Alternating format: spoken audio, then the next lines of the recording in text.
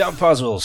Some of us love them, some of us hate them, some of us are vertically challenged and find this difficult, others just seem to breeze through it.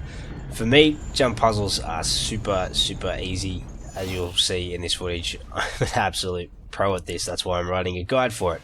So this one, guys, this is the pendulum. This is the first one that we're going to run into, and pretty cool. Wait, dude, what the... Dude, he just pushed me off. First time I've ever jumped off the edge in a jump puzzle because he pushed me off. Anyway, guys, Paragon here, and in this video we're going to be going through the jump puzzles in the King's Fall raid. So this first one, the pendulum, it's harder than what it looks. No, it's actually not. It's actually easier than what it looks.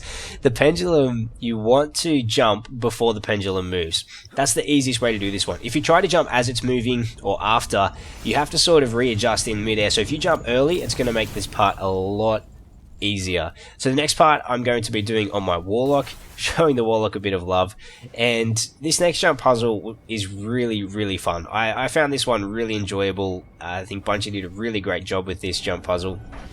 But what we're trying to do is we're trying to use all the different ships to get from one side where we are now all the way to the other. So this side that we're on, this first ship is going to spawn to our far right. But a couple of things for setting up for the jump puzzles to give yourself the best opportunity of success through here. Because let's face it, some people hate the jump puzzles, some people don't like jumping. For me, I use a scuff controller, so personally I find that helps my jumping a lot. Being able to turn and control myself in air is something that I find very valuable. But a couple of things that you can do straight away to help you out is, number one, max your character's agility. So with your character class build, whichever class you are, you can stack pretty high agility on pretty much every class. Don't do what this guy did. Make sure you use your jump to soften the impact when you land on this ship, otherwise you're going to get squished just like Matt did. But make sure you max that agility. That's going to give you a higher jump that's going to last for longer and give you a bit more time to tidy up if you made a mistake, and also make adjustments for where you need to. A second thing, run with your sword out, and yes, the sword is going to help big time because that third person view really gives you a much more clear picture to help you get onto the landing. So with the sword out, you can see a lot more, you can see where you're going to land, and you have the added security blanket of that R1 swing to help you get over if you're just that little bit short. So the sword is very helpful in this situation.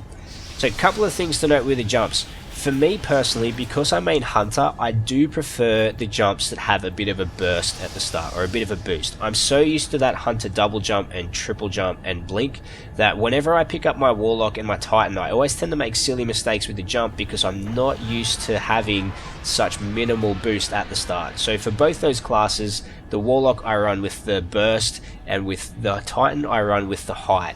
That just suits me. Find whichever jump suits you. So whichever one you're comfortable with, that's going to be better. Most times trying to go for height is going to be better on the jump puzzles, but sometimes the control will be a little bit better.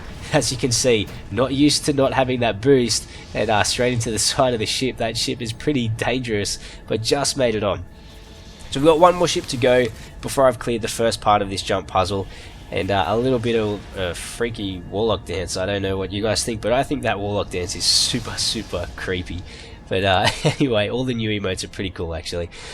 Last ship we're jumping on, setting up for the last jump. And another tip, if you don't have a sword and you're not comfortable using that, try a weapon that has +2 agility perk on it. That's again going to give you a little bit more agility, help you control your jump. And supers are another one you can use to get across with, number 1, style points, number 2, high fives, and number 3, it gives you a little bit more distance, so it can save you a little bit there. So high fives for everyone. Paragon made it to the other side. We're gonna have a real quick look at the hidden chest as well. So this one is really sneaky in a pretty easy to get to spot, but not one that we really ran into very early in the game. We actually had someone accidentally jump over to the side the first time we ran King's Fall when it was released, and we were too busy trying to get through everything to actually explore it. So with this one, you've got to take note that the ship is going to give you momentum. So when you jump, I've switched back to the Hunter just so that I can get that triple jump. It's going to be much easier, number one, for me to land it because I'm used to it. Number two, because if you're going to fall off the edge, the Hunter jump is going to save you just like that. I nearly fell off, but triple jump saved me yet again. If I was on the Warlock or Titan, I would have had no chance. So guys, thank you very much for watching. Don't forget to leave a like, comment, and subscribe, and tune in for more Destiny guides, tips, and tricks.